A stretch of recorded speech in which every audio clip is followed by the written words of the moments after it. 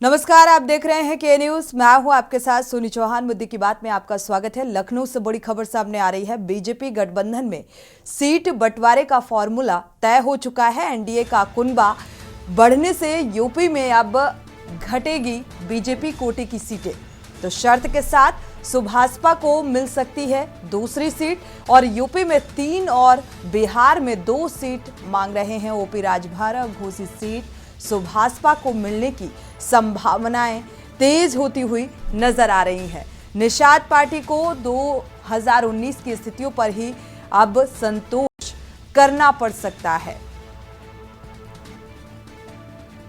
क्योंकि 2019 में भी ऐसी ही स्थितियां थी और एक बार फिर से वो स्थिति जो है दोहराती हुई नजर आ रही है। सहयोगी दलों के प्रत्याशी बीजेपी के टिकट पर भी चुनाव लड़ सकते हैं। आज दिल्ली की बैठक में तय हो सकती है अंतिम रणनीति।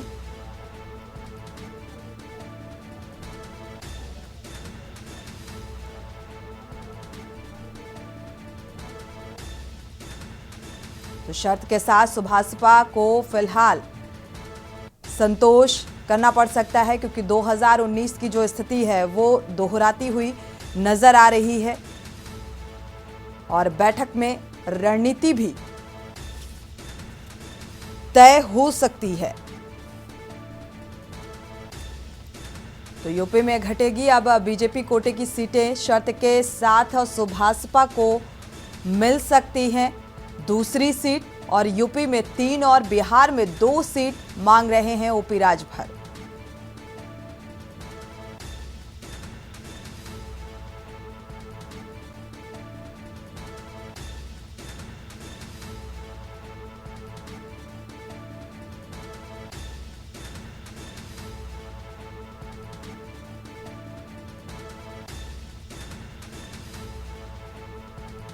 बड़ी और अहम खबर, जिस सोच के साथ, जिस मंशा के साथ बीजेपी का दामन थामा फिलहाल, क्योंकि लगातार अगर यूपी की सीटों का जिक्र किया जाए यहाँ पर, तो यूपी में 3 और बिहार में 2 सीटों की मांग कर रहे हैं ओपी राजभर। घोसी सीट सुभाषपा को मिलने की संभावना फिलहाल जताई जा रही है।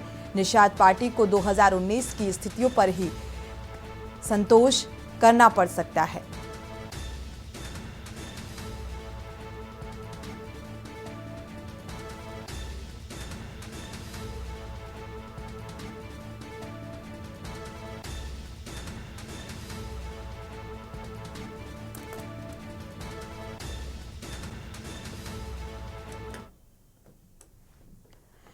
तो मुद्दे की बात में आज इसी बात को लेकर चर्चा करेंगे, क्योंकि लगातार एक तरफ इंडिया गठबंधन और 2024 की राह को आसान बनाने के लिए, क्योंकि इंडिया गठबंधन में भी मतभेद की स्थिति सिर्फ और सिर्फ इसी बात को लेकर देखने को मिल रही थी, क्योंकि सीट शेयरिंग पर जो है मतभेद बना हुआ था। एक लंबी खींचतान के बाद फिलहाल इसमें जरूर विराम लगता हुआ नजर आ रहा है कि यूपी में अब 17 सीटों पर जो है कांग्रेस अब चुनावी मैदान में नजर आएगी और इधर ओपी राजभर की जो स्थितियां नजर आ रही हैं। इसी को लेकर चर्चा करते हैं। हमारे साथ खास मेहमान जुड़ चुके हैं। कालीचरण सोनकर हैं, बीजेपी के पूर्व विधायक और प्रवक्ता हैं। स्वागत है आपका इस चर्चा में शामिल होने के लिए। संदीप शुक्ला जी हैं, कांग्रेस प्रवक्ता हैं, आपका भी बहुत बहुत स्वागत है इस चर्चा में शामिल होने के लिए। शुरुआत कालीचरण जी से कर लेते हैं, क्योंकि अब यूपी में जिस तरीके से सुभाषपा है, ओपी राजभर घोसी सीट मिलने की संभावनाएं भी जताई जा रही हैं, इसको लेकर क्या कुछ रणनीति रहेगी, और जिस तरीके से सीटों की डिमांड की जा रही है ओपी राजभर के द्वारा,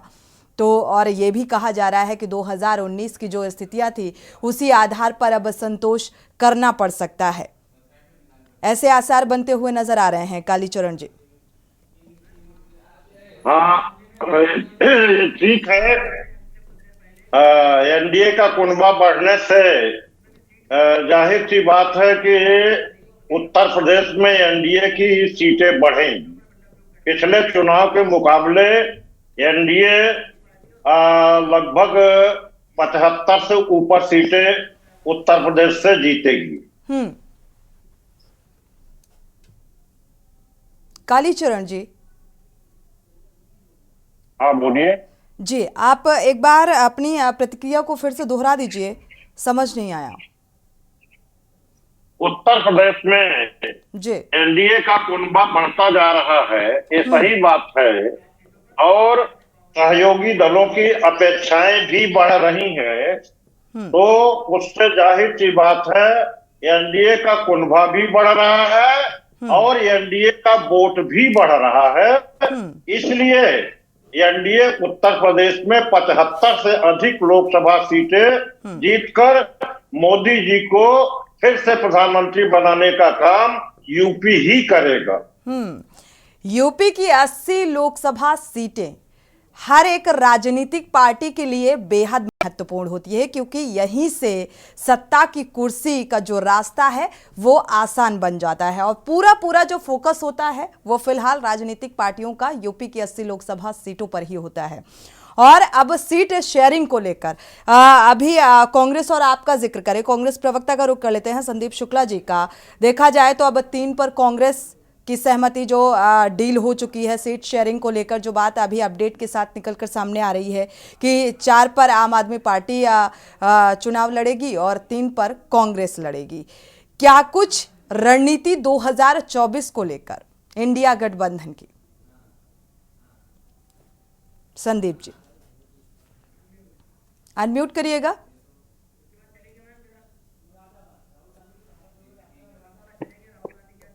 ऐसा है सोनी जी, हमारे नेता माननीय राहुल गांधी 73% को न्याय दिलाने की बात कर रहे हैं। उन 73% में कौन है?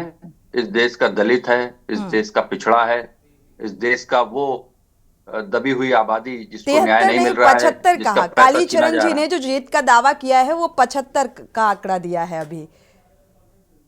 नहीं, मैं उस पे आ रहा हूँ जी। मैं अभी आपको बताना चाहता हूँ कि जो हमारे नेता राहुल गांधी ने 73% को न्याय दिलाने की बात की है, जी जी जी, उसको लेके जनता में एक बहुत अच्छा माहौल है और देश की जनता इन कुशासन वाले लोगों को हटाना चाहती है। देश की सत्ता से इन लोगों ने जो शोषण किया है, अडानी और अंबानी की जेबों में पैसा भरा है, नोटबंदी करके गरीबों का खून चूसा है, जीएसटी लगा के व्यापारियों का खून चूसा है, तो इस देश की जनता इनसे त्रस्त हो चुकी है और वो इस देश पे कांग्रेस की शासन को, कांग्रेस की सरकार को बनाने जा रही है।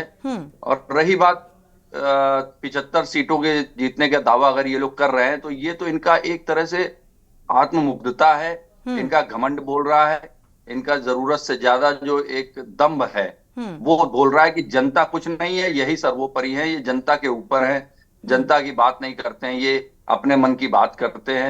तो 75 सीटें जीतने का दावा इनका हवा में उड़ जाएगा। आप देख लीजिएगा कि कांग्रेस का गठबंधन जो है यूपी में 50 से ज्यादा। संदीप शुक्ला जी, ये बात तय है कि इंडिया गठबंधन हुआ ही इसीलिए है कि 2024 में जीत हासिल करनी है और सत्ता पक्ष को हटाना है, इसी मंशा के साथ हुआ है। चर्चा में वापसी करेंगे, सीधे मुरादाबाद का रुख कर लेते हैं। राहुल गांधी क्या कुछ कह रहे हैं भारत जोड़ो न्याय यात्रा के दौरान, सुनाते हैं।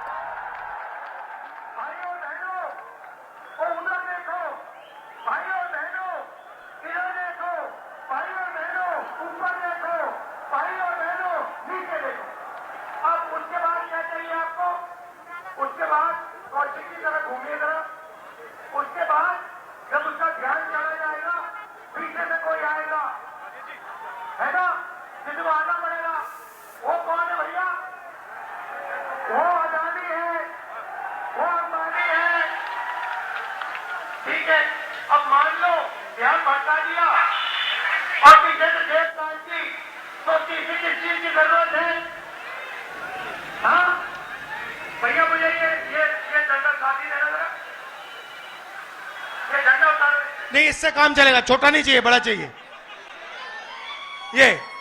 और ये तो पहला जो ध्यान भटकाता है नरेंद्र मोदी जी, दूसरा जो जेब काटता है अदानी जी, और तीसरा जो डंडा लिए घूमता है अमित शाह। कही भैया तुम लोगों ने कुछ किया? जब ED I, CBI I, income tax I, police वाले आए तो कुछ किया, तो फिर देखो कैसा डंडा लगता है। आयुष जी धन्यवाद आपका, अभी करते फोटो ले लो, आ जाओ। ये भैया सेल्फी का जमाना, आ जाओ आ जाओ आ जाओ, यहां बैठ जाओ।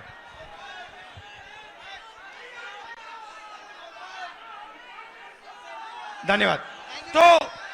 तो ये हुआ बीजेपी का सिस्टम। ध्यान भटकाता है, कभी आपको बॉलीवुड की बात बताएगा, कभी आपको उधर देखने को कहेगा, कभी सर्जिकल स्ट्राइक की बात करेगा, मगर ध्यान भटकाएगा आपका। उसके बाद पीछे से अदानी जी आएंगे, जेब काट जाएंगे, और दूसरी तरफ तीसरी साइड अमित शाह जी चुप ऐसे बैठे रहेंगे, देखते रहेंगे कि अगर किसी ने कुछ किया तो मैं दिखाता हूं। ये इनका सिस्टम है। अब मैं आपसे सवाल पूछना चाहता हूं, इस देश में पिछड़ों की कितनी आबादी है? 50% पिछड़े हैं। इस देश में माइनॉरिटी की कितनी आबादी है? 15% माइनॉरिटी है। इस देश में दलित कितने? फिलहाल भारत जोड़ो न्याय यात्रा के दौरान मुरादाबाद की ये तस्वीर राहुल गांधी को आप सुन पा रहे थे। सीबीआई और ईडी को लेकर एक बार फिर से बीजेपी पर निशाना साधते हुए नजर आए। वक्त एक छोटे से ब्रेक का, लौटेंगे सीधे जयपुर के राजस्थान का रुख कर लेते हैं। राजस्थान के सीएम भजनलाल क्या कुछ इस दौरान कह रहे हैं। दरअसल मोबाइल वेटनरी कार्यक्रम में शिरकत करने के लिए पहुंचे हुए हैं। ये सीधी तस्वीरें इस वक्त गाय को चारा खिलाते हुए और पुरोहितों के साथ मौजूदगी राजस्थान के सीएम की।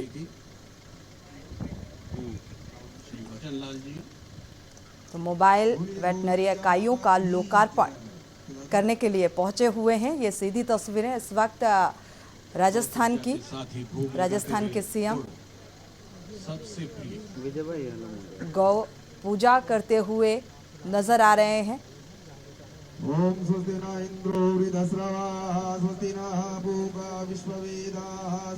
तो मंत्रोच्चारण के बीच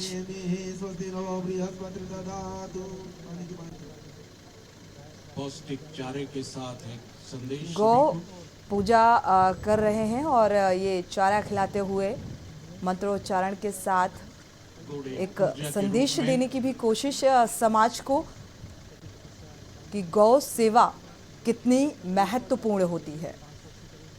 गाय माता जितनी स्वस्थ उतना पूरे विश्व के आम जन स्वस्थ। मंगल की कामना,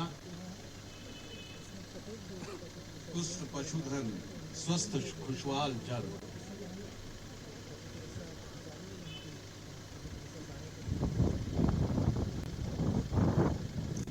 तो मोबाइल वेटरनरी इकाइयों का लोकार्पण कार्यक्रम है ये, जहां पर गौ पूजन और गाय को चारा खिलाते हुए और एक संदेश समाज के लिए।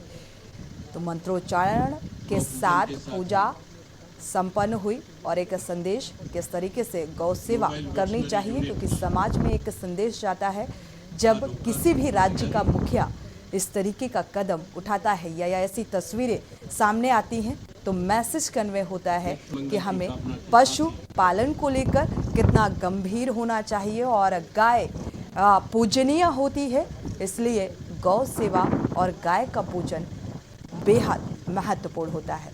तो गौ पूजा, गाय को चारा खिलाने के बाद आगे बढ़ते हुए आप राजस्थान के सीएम को देख पा रहे हैं।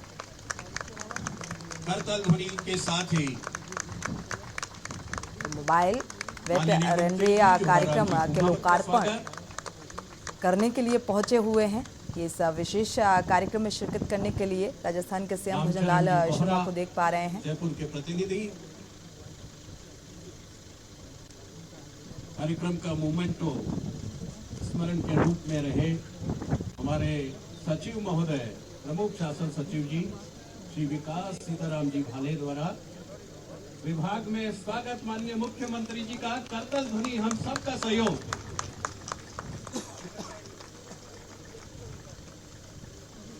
माननीय मंत्री जी के स्वागत के लिए निदेशक महोदय डॉक्टर भवानी सिंह,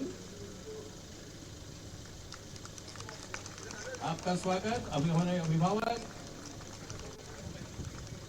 सांसद महोदय श्री रामचरण जी बोहरा। मुद्दे की बात में वापस लौटते हैं। लगातार सीट बंटवारे को लेकर चर्चा करते हुए नजर आ रहे हैं। खास मेहमान हमारे साथ जुड़े हुए हैं, अनिल सिंह वीरुआ, सपा प्रदेश सचिव जुड़े हुए हैं। स्वागत है आपका इस चर्चा में शामिल होने के लिए। अंकुर सक्सेना है आरएलडी से, आपका भी बहुत बहुत स्वागत इस चर्चा में शामिल होने के लिए। हालांकि कांग्रेस नेता, आपको बता दें, 4 सीटों पर आम आदमी पार्टी और 3 सीटों पर अब कांग्रेस चुनाव लड़ेगी। इसमें भी सहमति बनती हुई नजर आ रही है। और गुजरात में 24 सीटों पर कांग्रेस, 2 सीटों पर आम आदमी पार्टी चुनावी मैदान में नजर आएगी। और अगर हरियाणा का जिक्र करें तो 1 सीट में आम आदमी पार्टी चुनावी मैदान में नजर आएगी। ये अपडेट जो सामने आ रहा है। प्रतिक्रिया जल्दी से ले लेते हैं। अनिल सिंह वीरू हमारे साथ जुड़े हुए हैं। अनिल सिंह वीरू, देखा जाए तो अब सीट शेयरिंग को लेकर जो मतभेद है, एक लंबी खींचतान के बाद अब समाप्त होता हुआ नजर आ रहा है। क्या कुछ रणनीति आगे की? क्या बोल रही मैडम? अनिल जी, आपको आवाज मिल पा रही है प्रॉपर? हाँ, थोड़ी सी आवाज आई थी, दोबारा प्रश्न करें। जो हमारा मुद्दा है, क्योंकि इंडिया गठबंधन जिस सोच के साथ, जिस मकसद के साथ किया गया, उसको लेकर अभी थोड़ी देर पहले राहुल गांधी भी मुरादाबाद में बोलते हुए नजर आ रहे थे। भारत जोड़ो न्याय यात्रा का जिक्र करें या सीट शेयरिंग को लेकर जो मतभेद था इंडिया गठबंधन के दलों के बीच में, चाहे हम समाजवादी पार्टी का जिक्र करें या अन्य दलों का, अब सीट शेयरिंग पर समझौता हो गया एक लंबी खींचतान के बाद। आगे की रणनीति? धन्यवाद। सबसे पहले के न्यूज का आभार। आज संत रविदास जयंती है, उस पे समस्त देशवासियों को बधाई, शुभकामनाएं। आपके सवाल पे हम ये कहना चाहते हैं कि इंडिया गठबंधन लंबे समय से एक रणनीति के अंतर्गत मिलकर चुनाव लड़ने की तैयारी थी, और आज वो हमारे राष्ट्रीय अध्यक्ष माननीय अखिलेश यादव जी ने उसको अमली जामा पहनाया है। और आज जो बिन बाधाएं थी वो सारी समाप्त हो गई हैं, और हम लोग अगले आगामी लोकसभा चुनाव के लिए बढ़ गए हैं। मध्य प्रदेश में हमें 1 सीट मिली है, और हमने उत्तर प्रदेश में 17 सीटों पे हमारा कांग्रेस के साथ गठबंधन हुआ है। अन्य भी जो हमारे गठबंधन के साथी हैं, उनका भी आपसी तालमेल के से तमाम राज्यों में उनका गठबंधन हो रहा है। और संतुष्टि है इस बात से? बाकी की जो 63 सीटें हैं उनमें अन्य दल समाजवादी पार्टी के साथ साथ वो भी अब चुनावी मैदान में नजर आएंगे, क्योंकि 17 में तो केवल कांग्रेस चुनावी मैदान में नजर आएगी।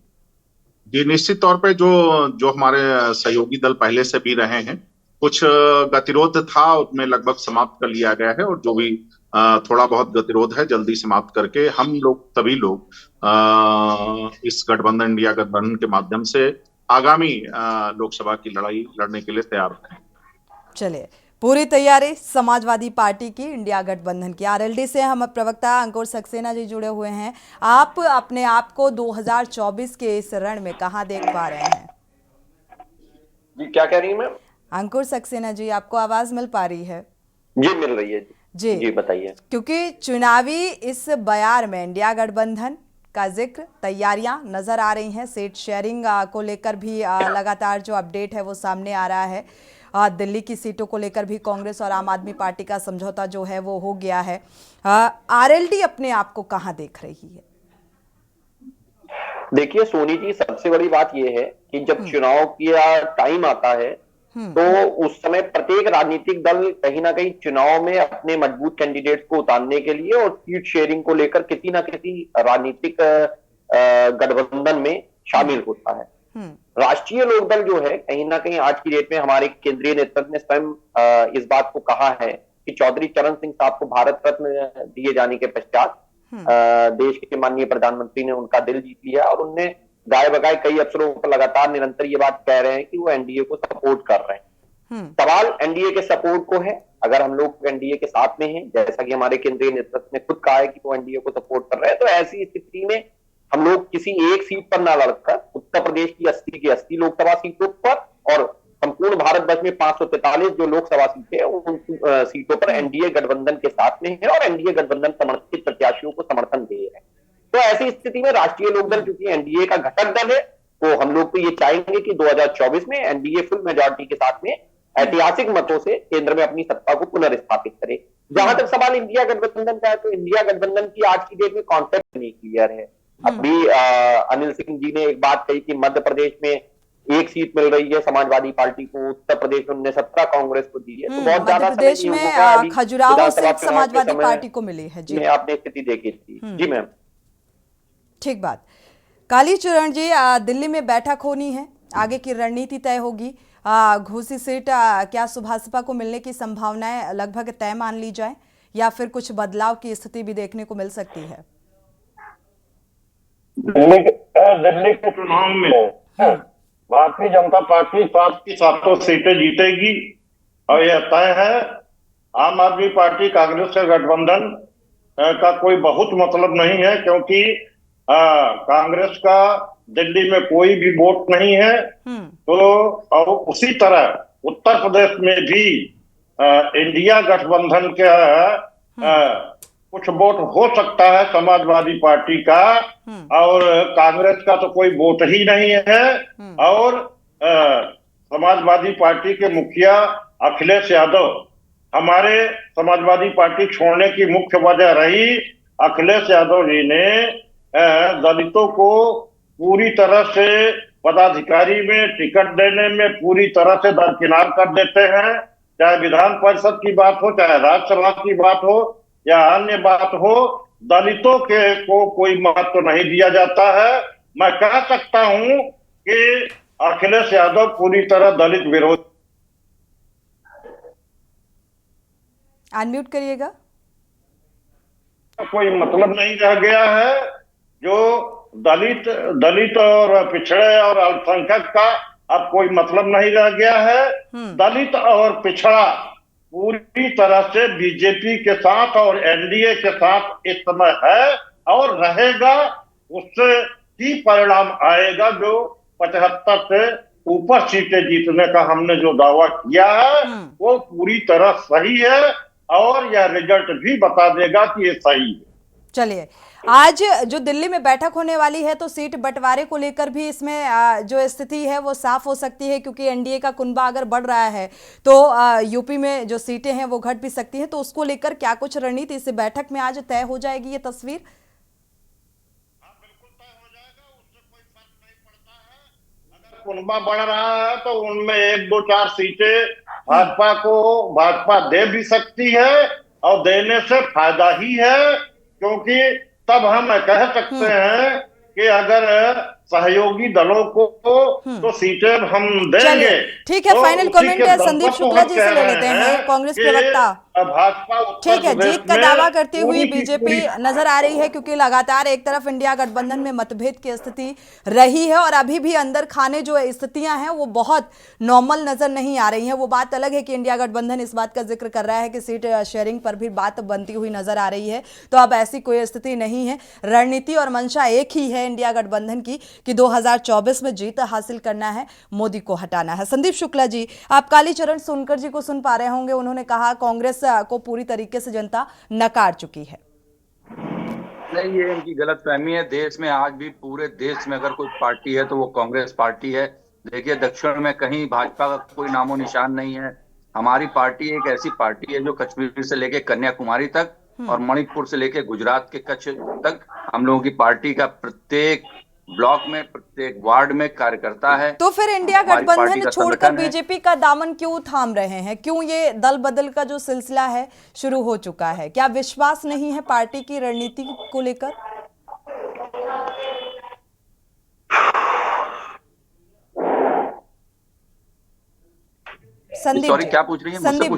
संदीप जी, अगर बेहतर क्या इंडिया गठबंधन का अगर जिक्र करें, जो दल बदल का सिलसिला भी शुरू हुआ, कई इंडिया गठबंधन राजनीतिक दल से बीजेपी में शामिल हुए और लगातार ये सिलसिला आगे बढ़ता जा रहा है, और इसीलिए बीजेपी कह रही है कि एनडीए का जो कुनबा है वो बढ़ता जा रहा है। क्या इंडिया गठबंधन की रणनीति पर विश्वास नहीं है? देखिए, इसमें सीधी सी बात मैं बताऊंगा कि भाजपा ने एक भय का माहौल बना रखा है पूरे देश में।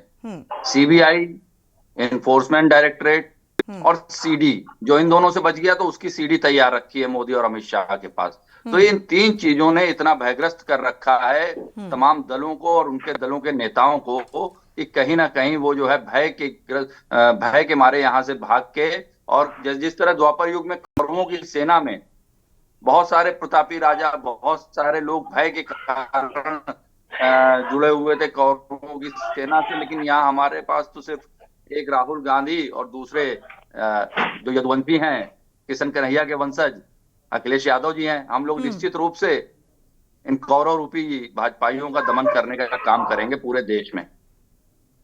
चलिए, आप सभी मेहमानों को बहुत बहुत शुक्रिया इस चर्चा में शामिल होने के लिए। फिलहाल सीट शेयरिंग पर बात बनती हुई नजर आ रही है। दिल्ली की सीटों को लेकर भी कांग्रेस और आम आदमी पार्टी के बीच समझौता फिलहाल होता हुआ नजर आ रहा है। और अब आगे 2024 की जो राह है वो कैसे आसान होगी, इस पर सभी की निगाह है, क्योंकि हर एक राजनीतिक इंडिया गठबंधन और अगर एनडीए का जिक्र करें तो उसकी अपनी अपनी रणनीति, और दिल्ली में आज बैठक होने वाली है तो इसको लेकर क्या कुछ रणनीति अब आगे की रहेगी, क्योंकि काफी कुछ तस्वीर साफ होनी बाकी है। सभी मेहमानों का बहुत बहुत शुक्रिया इस चर्चा में शामिल होने के लिए। वक्त एक छोटे से ब्रेक का, लौटेंगे जब ब्रेक से वापस आ रहे हैं। सूत्रों के हवाले से बड़ी खबर सामने आ रही है। आम आदमी पार्टी और कांग्रेस के बीच सीट को लेकर समझौता हो चुका है। लोकसभा चुनाव से पहले आखिरकार आम आदमी पार्टी और कांग्रेस के बीच गठबंधन हुआ। आपको बता दें, आज इस बात की घोषणा हो चुकी है। दिल्ली, गुजरात, हरियाणा और गोवा में ये दोनों दल मिलकर चुनाव लड़ेंगे। दिल्ली में आम आदमी पार्टी 7 लोकसभा सीटों में 4 पश्चिमी दिल्ली, दक्षिणी दिल्ली और नई दिल्ली और पूर्वी दिल्ली पर चुनावी मैदान में नजर आएगी। कांग्रेस चांदनी चौक, उत्तर पूर्वी दिल्ली और उत्तर पश्चिमी दिल्ली सीट से चुनावी मैदान में नजर आएगी, यानी कि 3 सीटों में चुनाव लड़ेगी। प्रवीण गुप्ता इसी खबर पर जुड़े हुए हैं ज्यादा जानकारी के साथ। प्रवीण, फिलहाल जो पेच फंसता हुआ नजर आ रहा था उस सीटों को लेकर समझौता हो गया है। 7 लोकसभा सीटों में 4 और 3 का बंटवारा। जी, मैं आपको बता दूं, दिल्ली के अंदर डील फाइनल हो चुकी है। 4 सीटों पर आम आदमी पार्टी लड़ेगी। चांदनी चौक समेत 3 सीटें कांग्रेस के खाते में आई हैं। मुकुल वासनिक ने बताया कि दिल्ली में आम आदमी पार्टी 4 सीटों पर चुनाव लड़ेगी। कांग्रेस के खाते में चांदनी चौक समेत 3 सीटें आई हैं। वहीं चंडीगढ़ लोकसभा सीट पर गोवा की दोनों सीट पर कांग्रेस प्रत्याशी उतरेंगे। लोकसभा चुनाव 2024 को लेकर आम आदमी पार्टी और कांग्रेस के बीच डील फाइनल हुई है। आज दिल्ली में दोनों दलों ने संयुक्त प्रेस कॉन्फ्रेंस करके सीट शेयरिंग के बारे में जानकारी दी। आपकी ओर से आतिशी, संदीप पाठक, सौरभ भारद्वाज, वहीं कांग्रेस की ओर से मुकुल वासनिक, दीपक बावरिया और अरविंद सिंह लवली प्रेस कॉन्फ्रेंस में शामिल हुए थे। कांग्रेस नेता मुकुल वासनिक ने बताया कि इंडिया ब्लॉक में शामिल पार्टियों के बीच जो सीट बंटवारे की चर्चा हो रही थी, वो 2 दिन पहले लखनऊ में सपा और कांग्रेस गठबंधन का ऐलान हुआ था। उन्होंने ये भी कहा कि आप और कांग्रेस के बीच सीट बंटवारे पर लंबी चर्चा हुई और सीट शेयरिंग समझौता फाइनल हुआ। मुकुल वासनिक ने बताया कि दिल्ली में आम आदमी पार्टी 4 सीटों पर चुनाव लड़ेगी और कांग्रेस के खाते में चांदनी चौक समेत 3 सीटें आएंगी। जी, शुक्रिया इस तमाम जानकारी को साझा करने के लिए। तो फिलहाल अब सीट को लेकर स्थिति जो है वो साफ हो गई है आम आदमी पार्टी और कांग्रेस के बीच। अगर 2014 और 19 का जिक्र करें तो पिछले 2 लोकसभा चुनाव में बीजेपी 50% से अधिक वोट शेयर के साथ दिल्ली की सभी सीटों पर कब्जा जमाया हुआ था, लेकिन इस बार स्थिति जो है वो चुनौतीपूर्ण बनती हुई नजर आ रही है। वो बात अलग है कि एनडीए का कुनबा एक तरफ बढ़ता हुआ नजर आ रहा है, लेकिन 2024 की राह इतनी आसान नहीं है। इंडिया गठबंधन भी पूरी जोर से तैयारियों में जुटा हुआ है। इसी के साथ बुलेटिन में फिलहाल बस इतना ही। आगे खबरों के लिए आप देखते रहिए के न्यूज़ इंडिया।